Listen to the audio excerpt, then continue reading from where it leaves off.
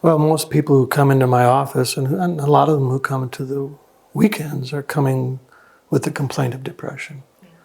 But it really is not so much depression as oppression. It is the untended sorrows of a lifetime, that settle on us like sediment, and they become heavy, oppressive weights. And until we tend to them, our life becomes more and more constricted, more and more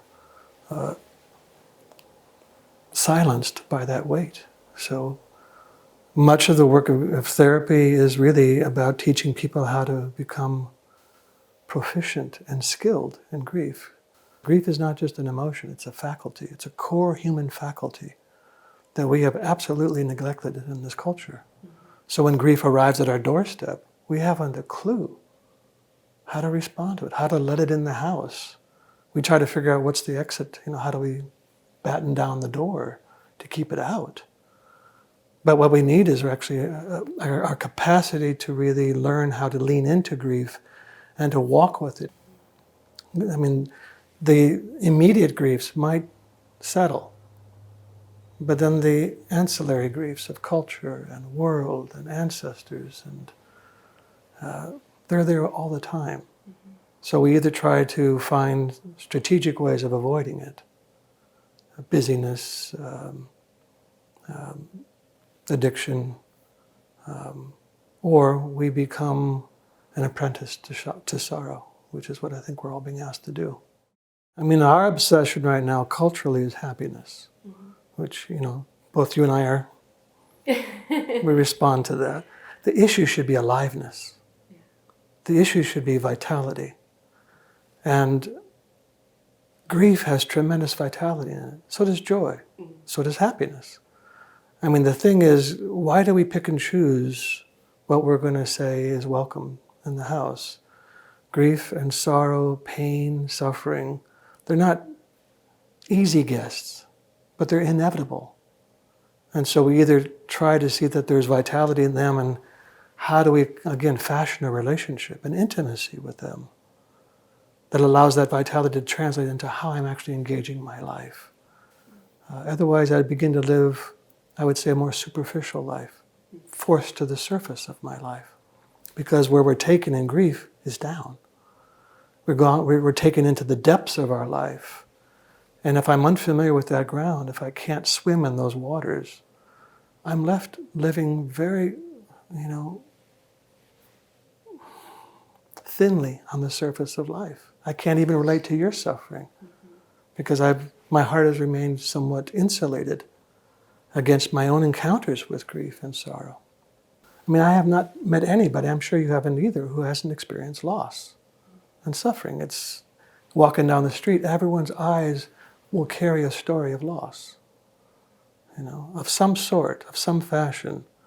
But when we're living in a culture where that's explicitly denied permission to be revealed and shared, then we're left with that thin veneer of surviving, performing, getting by. We're taught basically how do you endure grief, but not how to let it ripen you into a mature human being. The choice is to engage it or to try to outrun it, and you cannot. It's got more feet than you do, It's much faster than you. So there's no way to avoid it in your lifetime. It will always find you. I mean, even just driving into work, I'm confronted with, the dead on the side of the road. The raccoons and the skunks and the fox, and they affect me. That affects me. That's part of my family that has died overnight. And I either have to, again, numb my heart and stay insulated against that daily occurrence of sorrow, or I have to become more capable. James Hillman once said, the issue is never about resolution. It's always about spaciousness. How big can I become? Can I get my arms around that one and that one? And when I'm sitting with the cancer patients at the Commonweal Cancer Help Program, our whole issue is about immensity. That no one asked for this to come into their life. No one said, gee, I wish I got cancer. But it's come. What are you going to do? And the issue isn't about how do I keep developing my capacity for hope, or positive thinking. It's about getting my arms around those unwelcome guests, those difficult guests of loss, sorrow, death, grief. They're difficult guests, but my God, do we become immense beings when we welcome them. I think the hardest thing about welcoming them is that we're condemned to try to deal with it privately. And on our own, we will never open the door fully because it's too difficult a guest to try to establish some intimacy with that presence without many hands helping to hold us up. So when grief arrives, either, like in your case, so suddenly and so searingly, there's no way you could have walked that walk without many, many, many others helping you walk that walk, right? There's no way. But we are condemned to this privatized life around grief. And so the heart wisely shuts down. I mean, out of a mode of survival, it begins to go numb. Because we cannot face not only my own individual losses and deaths and sorrows, but what's happening to this culture and what's happening to the ecosystems that are just being shredded by loss upon loss. If my heart's really going to turn into that, I'm going to need community to do that. Grief has always been communal. It has never been private in our whole story as a species until now. And like I've told you before, why do people have to travel 3,000, 5,000, 8,000 miles to come to one of our grief rituals just for the privilege of not being alone with their sorrow? I mean, that itself is so core to our grief, is that we have forgotten how to be together around grief. So how do we open to grief? How do we begin to befriend it in a sense? Begin by asking others to sit with you, call people over saying, Friday night, the topic is loss. The topic is sorrow. And let's agree not to try to fix each other. Let's just make space to begin to share what's in every one of our hearts. And we begin to see that rather than feeling that this is my grief, part of what I've seen over and over again is we begin to sense that this is our grief. This is the communal cup. And when we weep together, we empty the cup a little bit. And if we were sane, we would meet together every month at least and weep together. And we keep the cup emptying. Because the real issue with grief is how do I get current in my life? Because much of what we're dealing with is decades and decades. And now I'm also believing generations and generations and generations old. So in some sense, I'm always facing the past. I rarely get to be in this current moment. And to do grief work means to get here.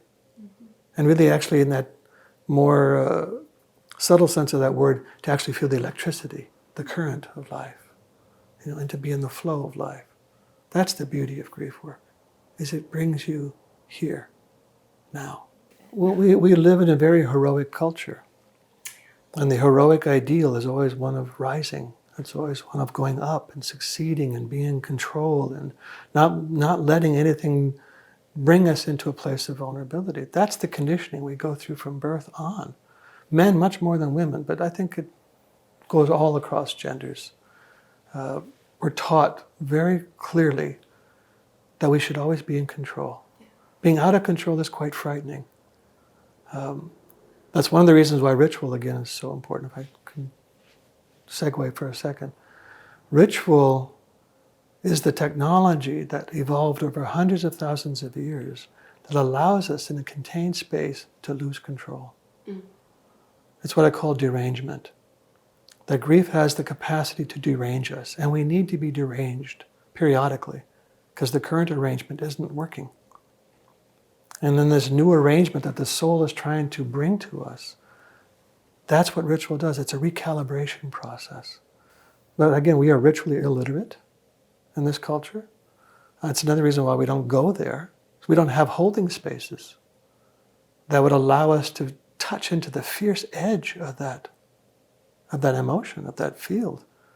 So we always feel that I either have to have it in control and stay in control, or that the holding space around me is so porous that if I get near it, even just a group of friends, it won't be strong enough to really hold me if I go there. Mm-hmm. So we do self-containment. I say that for us to set grief down, two things are required: containment and release. But if I'm doing them both myself, I'm stuck. I can't do both jobs at the same time. So I become a permanent containment field for my sorrow. So we end up recycling grief over and over and over. And some part of us is looking for a holding space where I'm allowed to do just one job, which is to release. And that's what happens in grief's ritual space, is people begin to feel like, I don't have to hold this up. I don't have to carry it myself. I can actually go there. And the more you practice this, again, that's the wisdom of ritual, is repetition. Soulful repetition allows deepening, whereas superficial repetition leads to compulsion. You know, how we survive things, we repeat them over and over again. But soulful repetition, which is what ritual offers, allows us to go deeper and deeper into the well of what's there. Until we've had people coming saying, I'm just here for maintenance. I'm not really grieving anything today. But I know that I will touch something while I'm here, just to stay, again, in the current. When I spent some time in villages in Africa, there were grief rituals going on somewhere most every day. And I remember asking one woman, I said, you have so much joy. And she said, that's because I cry a lot. What a shocking answer, you know, very un-American answer. Not because I'm busy or I have a new car or, you know, I just went shopping.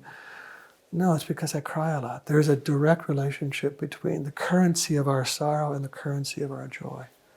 And if we mitigate, if we silence that grief, we also collapse the register of joy. And we live in a very flatline culture. There's a very narrow band of what we're allowed to express, you know, without getting either cynicism or caretaking offered to us.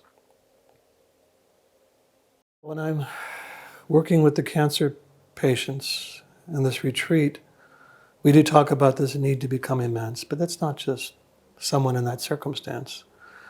What I mean by this immensity is that the soul came here for full participation. It didn't come here to live a strategic life. It didn't come here to piecemeal its way through it, finding what's approvable or acceptable. But if the soul came here for full participation, it means we have to get our arms around the full embrace of life. This requires what I call that apprenticeship with sorrow.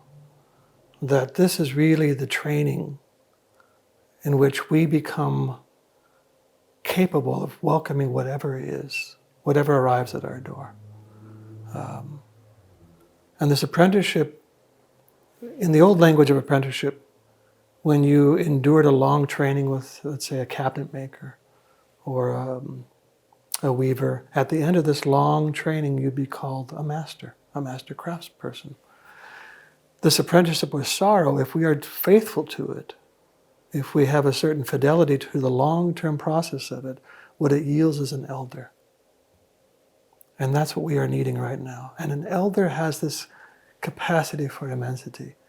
They don't pick and choose what they're going to allow in the door. They know, they've given up that fantasy. You know, the idea of the happy life. So they become these immense creatures who can lumber down the streets, and whatever they encounter, particularly with the youth, they don't turn away from it. They recognize it. They know it. They've got medicine for it. See, part of the beauty, and I'll say this to the cancer group, I give them 10 practices that optimize the soul's response to healing. And the first one is self-compassion, and I list a bunch of others. And the last one is service. And this is really what's beautiful about your sitting here with me, is that at some point, what you've gathered from your immense journey was not meant just for you. It's meant as a giveaway. What have you gathered as you've sat with, those who have cried and lost and wept and suffered. What have you gathered? It's not meant for you, just for you. It is the great giveaway. This is how we keep renewing culture and keeping, the community alive. And that is a big part of this immensity, is that we become carriers of deep medicine. And we become places that can meet whatever comes into the door of the community, whether it's a sudden death or a murder or a suicide or, last year, a year ago today, we were in the midst of the great fires here. We lost close to 7,000 homes. 30 or 40 people died. And how do you handle that? How do you possibly digest those kind of enormous losses except by becoming immense ourselves? That's the deep work of soul. That's the deep work of psyche, is to continuously say yes to what is showing up at our door. That doesn't mean just blindly accepting something. It means letting it work you deeply, letting it ripen you, letting it make you into something you never anticipated becoming. A large presence on the planet. I offer, a number of very simple rituals in the back of my book that begin to take us out of just talking about what's in my heart and beginning to make simple movements and gestures that allow us to, again, go back into that ancient language of ritual. So part of the toolkit is learning how to trust yourself and your own relationship with it. Beginning to experiment with gestures beyond conversation, because conversation will never get us there. It'll point in the direction, but we'll never really end up there. And then I think there's a certain degree of constancy, that we do this regularly, that we build a communal strength, so that whatever arises, I've been in many communities where there's been murders and suicides, and helping them to generate a ritual process that one time isn't going to do it. You wept one time, was that enough? No. So there has to be an ongoing rhythmic participation in your grief, and then recognizing that, again, it's not just yours. You have a particular thread of grief, but when we weave them all together, it's quite a beautiful braid of all of our sufferings together. And that braid is much stronger when we hold it together. And then I always encourage everyone to develop some kind of practice, whether it's writing or dancing or knitting, I don't care, but something that helps provide ballast. There's a wonderful term that I learned from Kathleen Dean Moore called the hold fast. And if you go out to the ocean, you'll see the kelp beds, and they're, moving with the waves, but when the storms come, it's the hold fast. It's the chemical bond between the bulb of the plant and the rock below them that keeps them there. And storms will come in our life, right? You know what that's like when this enormous storm hits you. And without a practice of some sort, we are tossed like corks. So part of the apprenticeship is developing practices that help to hold you steady. Because storms are inevitable, but the practice is really what's essentially helping us to stay present to what is, rather than relying upon old strategies of how do I cope. Coping doesn't get us there. And no judgment on coping, thank God we can cope. But to get where soul wants to take us in grief, we have to be more engaged. Grief is not something that we want to passively endure. It's something we want to actively turn into and toward and engage it with all of our capacities. So writing is a good practice. Dancing grief is a beautiful thing. Singing together, All the things that we do in our grief ritual weekends, we're trying to give all the various ways that soul might speak to this. And that's what provides the meaningful approach. Well, it does several things. The first one is it realizes you're living in a communal setting in which no matter whose turn it is, it will be your turn at one point. Mm-hmm. That's what I call the ecology of the sacred, is that there's no fantasy that one of us at some point isn't going to be in that chair. We are the ones dealing with the great loss. Our son died.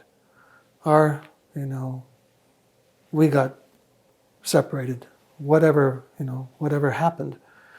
There's no fantasy that it's not going to happen to one of us. There's a sanity to that, right? Rather than this culture of denial that we're in. There's a sanity in these cultures that says trouble will come. And the only way through is together.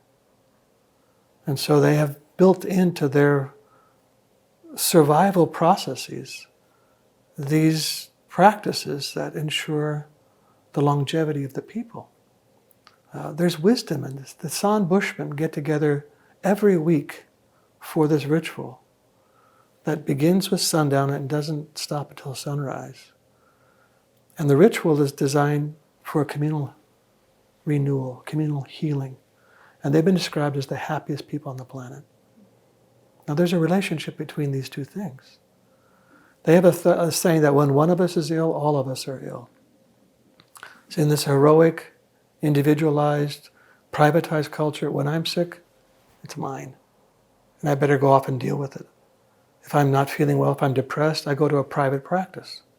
I go to talk to somebody in therapy. Now, that's great, but it's not a large enough reflection pool. We need a much larger circle of reflection and identification that this is normal. This is part of being a human being, that we're all going to experience this. So these cultures that have survived, the Bushmen, they say, are there a minimum of 75 to 125,000 years.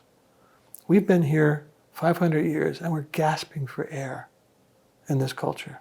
I wouldn't even use the word culture in this society. We've lost culture. A living culture is a culture that knows what the people require in order for the soul of the community to survive. So again, back to individualism, if it's just me on my own, that's how I'm going to deal with it. Jeanette Armstrong, who's an Okanagan elder from British Columbia area, Northwest Territory, said in her culture that it's built like this: community first, family second, individual last. And in this framework, no matter what happens to me, I'm covered. She said, in your culture, you've inverted that 100%. It's me first, family second, and we use the term community all the time, but it's empty.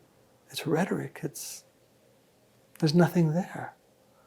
So she said, no wonder you're so terrified of anything coming your way. There's nothing covering you. If you lose somebody, if you get sick, one of the greatest terrors we carry in our bodies is that I'm going to face this alone, right? I mean, that's what we panic about. So that's why I began studying and hanging out with traditional cultures. They carry a sanity to them that we have all but forgotten about what does it take to survive as a people for a long time. And how do you survive?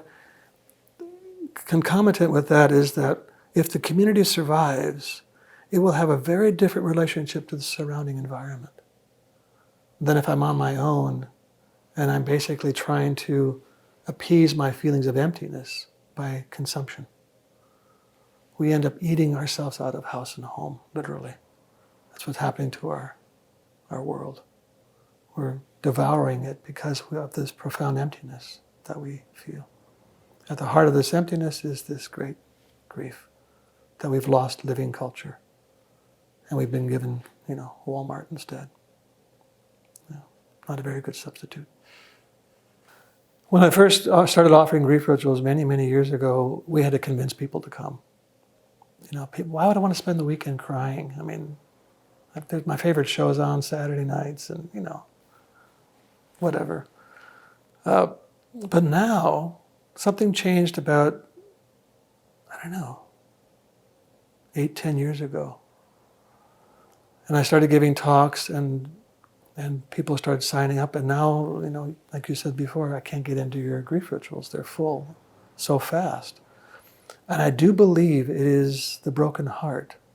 I do believe it is grief that might be the solvent that helps us turn back to a living relationship to this world. It may be through grief. As we watch things disappear and marshlands dry up or be toxified, that it may be the broken heart that allows us to begin to feel again and to become intimate again with this singing world. There's no other way around it. I've had many, many times at the end of the grief ritual when people will say at the end of the process, I've never done anything like this before in my life, but it was oddly familiar. And it felt so right. Now, what is that? There's some ancient memory thread in our psyches that remembers this. This is how we did it. If we go back far enough on our own ancestry, this is how we did it. We wept together, side by side. There's something profoundly healing about being back in that context again, of being next to somebody who is in the same place you are, weeping their own tears about their own losses, but we're doing it together. We cannot do this grief work alone. It's just impossible. And it brings up our own anxiousness around trust, betrayal, fear. And that's part of the apprenticeship as well, is that our grief must be carried by the adult part of us. For many of us, when we were not held in our childhoods around grief, that's where we stopped grieving. So when grief comes up, we're almost automatically transported back into being a 5-year-old. And we begin to feel like this grief has no bottom to it. So grief oftentimes not only generates its own field of sorrow, but its own its own field of panic. We begin to become frightened, anxious when grief comes around, because the expectation is I'm going to be all alone with it. That's the child's fear. So we have to learn the migration. How do I migrate this from the child's hands, my own internal child's hands, into the adult's hands? The adult knows the rightness of grieving together. The child does not expect anyone to be there when grief comes. Does that make sense? Mm-hmm. And this is this comes up many times in the work that we do. So getting people to transfer that into the current moment allows it to begin to move. When we go around the initial circle on Friday night and people share what brings them there, more and more it's the state of the world. That denial itself is breaking. And I think desperation is a very, powerful motivation. And right now we're desperate. The conditions are desperate. We almost don't have the option any longer of trying to pretend this isn't happening. We're having to face it more and more directly. And I think the wisdom that's coming out of this is that, like I said before, the recognition is that you cannot do this alone. I mean, how the hell are you supposed to face what's happening around us by ourselves? That fantasy of individualism, the heroic ideal, that's what we're hopefully seeing beginning to crack and chafe and splinter. I can't possibly imagine doing this without my community. And we get together all the time to keep current with what's going on, to keep setting down what's going on. I don't know what's going to happen. I don't think any of us do. But I do really feel that our proficiency in grief work will determine a lot of the outcome. We either become really skillful at this, or we will see more and more pain and suffering come our way. Well, I think it's indicative of how unfamiliar we are with the territory. We have no language for it. We have no etiquettes around it. We don't know how to be with each other in a way that isn't trying to either placate or to mollify, because I'm uncomfortable with your grief. So I'll try to make it better for you because I can't stand it. So I think part of it is just an indication of where we are culturally with our amnesia and our anesthesia around grief work.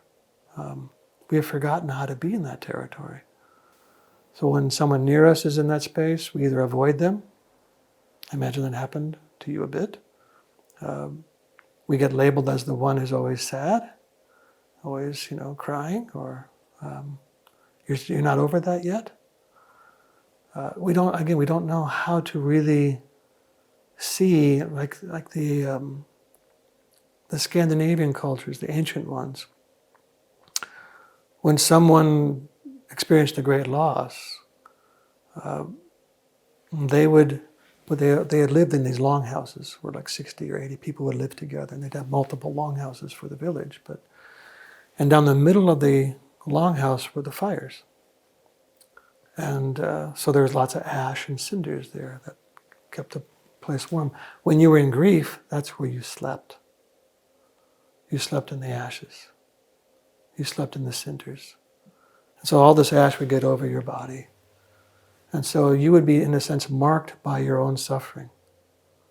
And so as you walked around the community, people would see this is somebody living in the ashes. And nothing would be expected of that person for a year.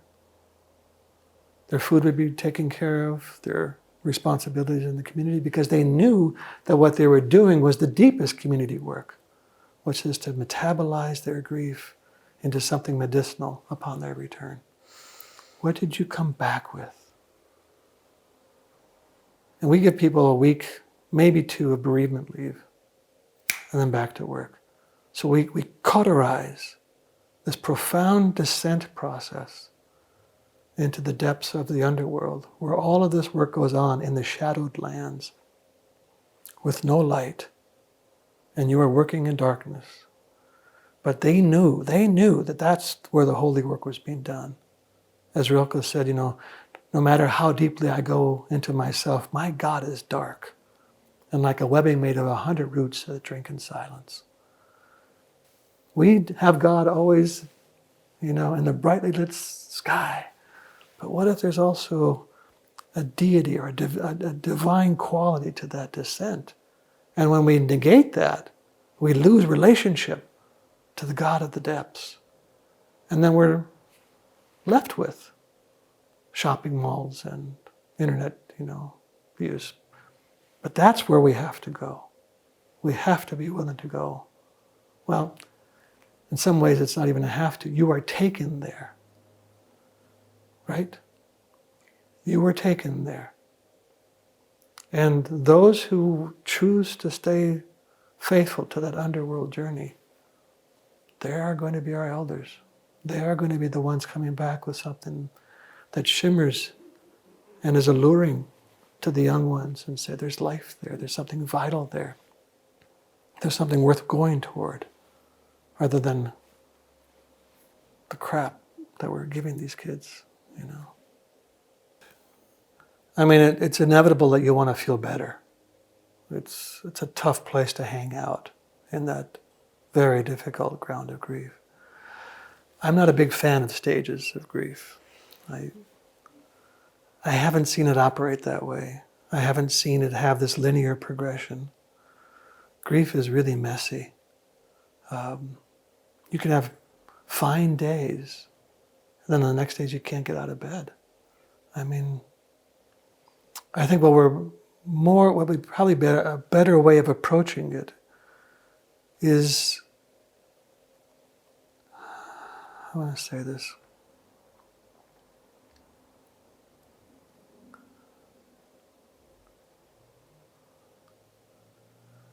that I'm here to serve the grief more than grief is here to somehow do something to me. In other words, Blake would call emotions divine influxes. It's a visitation of sorts. And what happens when this influx comes to you? In our linear modalities, we want to see if I can get from A to C. I want to get out as fast as I can. If I'm now in service to that deity of grief, to that god or goddess of grief, then I shouldn't be looking for the exit door so fast. I should be asking, what does it want from me?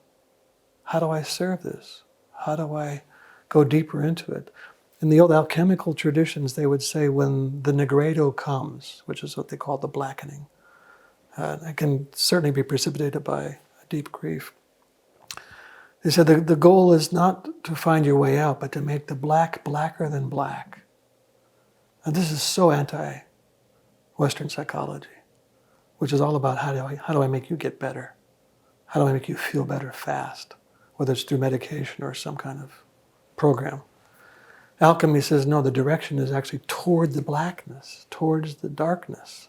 Again, that same idea of going into the underground and having a fidelity to that space and that time, that season, and having trust that it will do its work on you.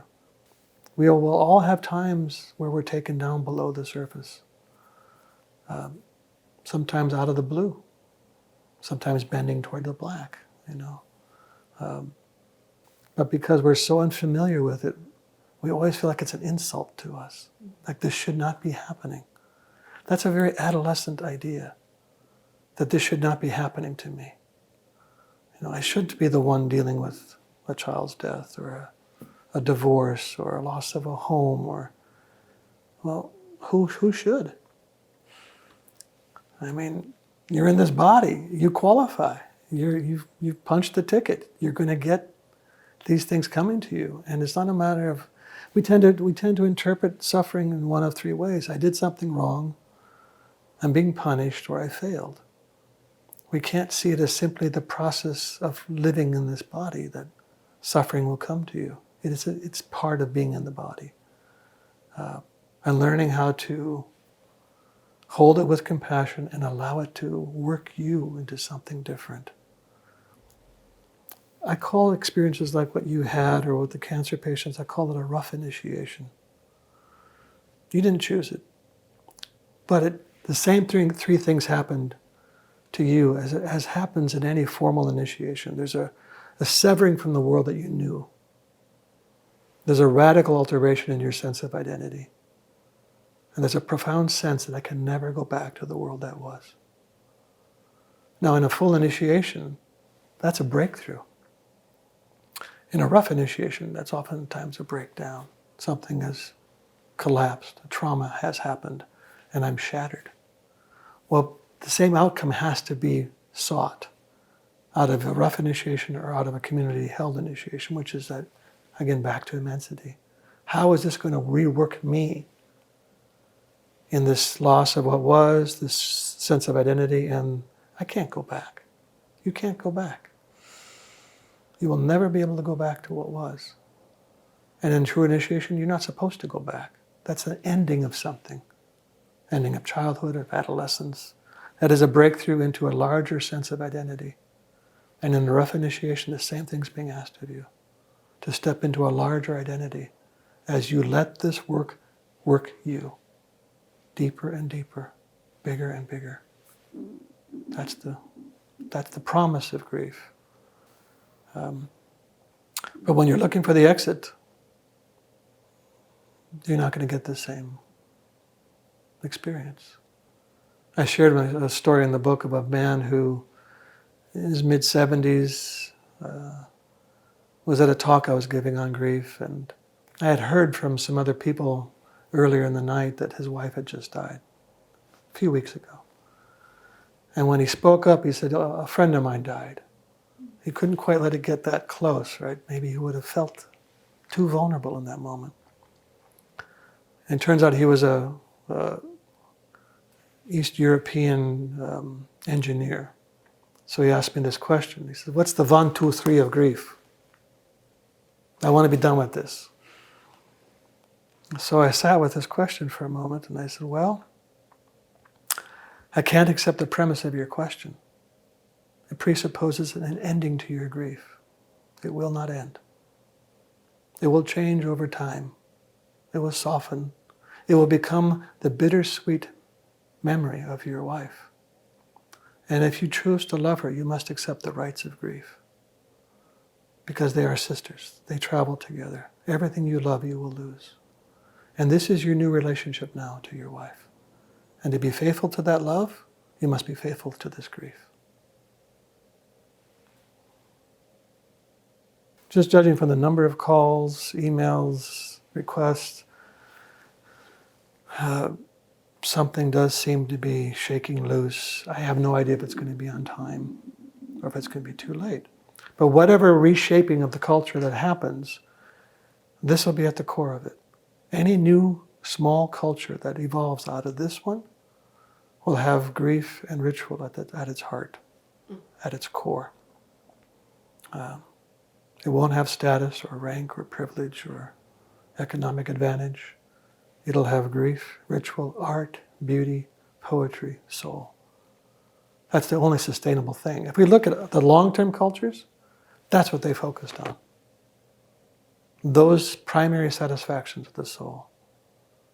They never got swept away by secondary satisfaction. And that's what we're addicted to in this culture.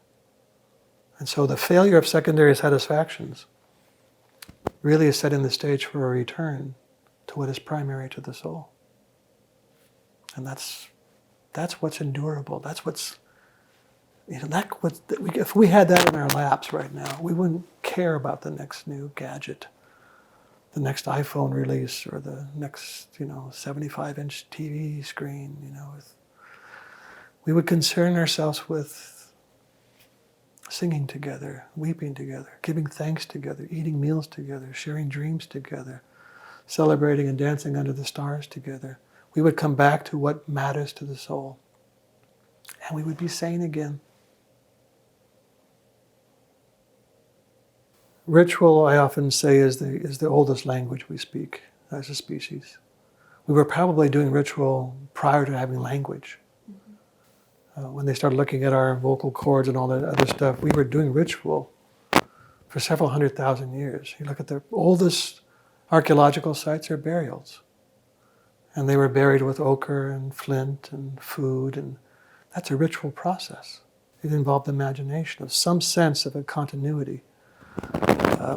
And every living culture that I know of has had ritual as its heartbeat. It's its primary means by which the maintenance of the community was sustained, was through practices of ritual.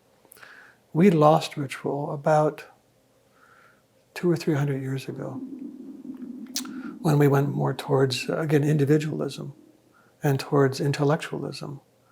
And we began to move away from it. What we have now, and some people don't like my language around this, what we have now is ceremony. Ceremony is wonderful. We need ceremony. Ceremony is the kind of the horizontal plane. I was raised Catholic, and I went to Mass every Sunday, but I never came out different. I came out the same. It was nice to be with other people and sing together and, reinforce the bonds of community. Ritual is the vertical access. Ritual is the one, as I mentioned before, has the capacity to derange us. And we've let go of that one because instinctively, we know this one has the potential to shake us. So we go more for the familiar. We'll have marriage ceremonies. We have, graduation ceremonies, birthdays, inaugurations. We have, we have these things that reinforce communal bonds. Beautiful.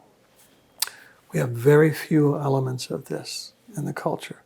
So we need a re-education about the necessity for ritual. And gradually, again, teaching people about the power of it, the need of it. There are people I sit with in my practice who are so stuck in certain patterns, and we could talk about it for the rest of their life. But I'll often recommend that we take this into ritual. and something shakes loose by that gesture. Again, it goes to the part of psyche that speaks in image, in story, in myth, in art, in beauty. It speaks that old language that doesn't come through, again, talking our way through something or thinking our way through something. It comes through a deeper, kind of a multimedia expression. There was someone who wrote a piece about Navajo healing ceremonies. He said it's part psychodrama, part high mass, part art exhibit at the Metropolitan Museum. It's part opera. They've got it all going. You know, they're activating every essence of the human being to syncopate the individual with the community, with the cosmos, with psyche, with the whole thing. And when we try to piecemeal it out, you can't do it. Healing must address those three foundational things: the psychological, the sociological, and the cosmological. All of those must be engaged in healing. Ritual brings in the sociological and the cosmological, brings in the community, and brings in the sacred, brings in that other world element that allows it to become held by something beyond my own capacity. You know, when we gather again in ritual space, there is this felt sense, and many people speak to it, even who have never done before, about the presence of the ancestors. The room gets dense. It gets thick with many others in the room. And partly what I recognize also, again, that what we're healing isn't just from our own time. We're healing generations and generations and generations of forgetting, of amnesia, you know. So what happens here deeply affects what happened back there. Healing is not, again, always progressive and linear. Healing has this ripple of repairing what was torn and preparing the way for what is to come. That's the beauty of what we're doing. I call it soul activism. Again, not just for me. We do it for the ripple, the big tidal movement of possibility and healing. Yeah, none of those things hurt. You know, I read many books on grief, studied other cultures. But Jung had a phrase once. He said that the core issue that we face is the loss of relationship to the instincts, what he called the unforgotten wisdom at the core of the psyche. I love that phrase, the unforgotten wisdom. It's in every one of us that this inheritance is there. What we're trying to uncover or recover from is this sediment, this silt of amnesia and anesthesia that has been on top of us for centuries. But underneath that is this core memory that this is how we did this. That's what struck me when I first came around ritual. I was a psychotherapist for ran into Malidoma Some in 1995. So I was a therapist already for over a dozen years at the time. But the first time I was in ritual space, something really shook in me and recognized and remembered, wait a minute, this is how we did it. So I've been dedicated for the last 20 some odd years to bringing those old forms back to life, and not just trying to incorporate or import other traditions, but to be re-dreamt. Ritual arises out of the land. The earth is a dreaming being, and ritual comes into those who are paying attention to the dreaming. And rituals arise to speak to the shape of the psyche and the people that are living on that land. The intention might be the same: healing, grief, gratitude, initiation, reconciliation, elderhood. But the shape of it will be very different from land place to land place, because the earth is dreaming it differently. Trying to speak directly to the shape of the psyches that are inhabiting that place. So I've been listening for 35 years to catch little hints of what rituals we might be able to bring to our people that would allow us to begin to inhabit that same quality of the unforgotten wisdom, that we know how to do this. We're all ritually literate creatures. You watch children, they're amazing at creating ritual, right? No one taught them. They came in saying, okay, do, and suddenly they're in this alternate reality. But we are raised out of that into the linear, didactic, intellectual frame that forgets about magic and enchantment and beauty, and we forget the whole choreography of ritual. So remembering that is part of our work right now, because I think that really is the language we need to speak with each other. When we're in that space, Victor Turner, who was an anthropologist who wrote a lot about traditions, and particularly African cultures, came up with this wonderful term called communitas. And he said, when a village tribal group would get together for a ritual, no matter what the various stations were and what the various statuses were, once they got into ritual space, that all evaporated. And they entered into what he called communitas, which is this holy space of bondedness together. We are all in this together. And that's what I'm hoping we find more and more and more with each other, is that holiness of communitas. I think the main thing that I've said to you when we talked years ago is to not be alone with it, to not try to make sense of it, to give expression to it, either through writing or art or dance, to let yourself be held, to honor solitude and silence as holy grounds. Because much of the time, even if I speak about community, which I do all the time, the truth is much of the time with your grief is going to be spent alone. And how do you transfer that from isolation, loneliness, to sanctuary and solitude? I mentioned also in my writings about a woman that I was working with who just went through a very bitter divorce, and she said, I hate going home at night. I just hate it. The house is cold, no, nothing's being made for dinner. I feel so lonely when I walk in the door. And I said, can you imagine this as the holiest time of your day? When you walk in the door, you meet the most vulnerable part of your life, this sad and lonely sister of yours, and say to her, come, let's put on the tea, let's build a fire, I will make you some soup, let's sit down. And then this line of Rilke's came to me where he said, I am too alone in the world, but not alone enough to make every minute holy. That's a beautiful move from being isolated, lonely, cut off, to turning toward something and turning it into sanctuary. And the holiness of that moment of true encounter with your own deepest vulnerability. See, grief in some ways is probably one of the most intimate relationships you'll ever have with yourself. You know what I mean? You know what I mean. You'll never have something demand that quality of intimacy with yourself. No other experience, I think, has that true breakthrough into that place of being with yourself. So what should you do? All of those above. Practice the deepest self-compassion you can.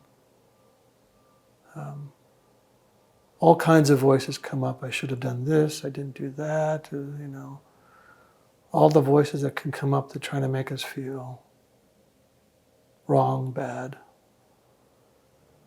But just keep coming back to the heart of self-compassion. And in that heart of self-compassion, we're much better able to grant ourselves what we need. Touch, silence. On any given day, you might have a wide oscillation between, I can't stand being alone, please come over, but don't say anything to me. I just don't want to be in the house by myself. Come sit with me, but leave me alone.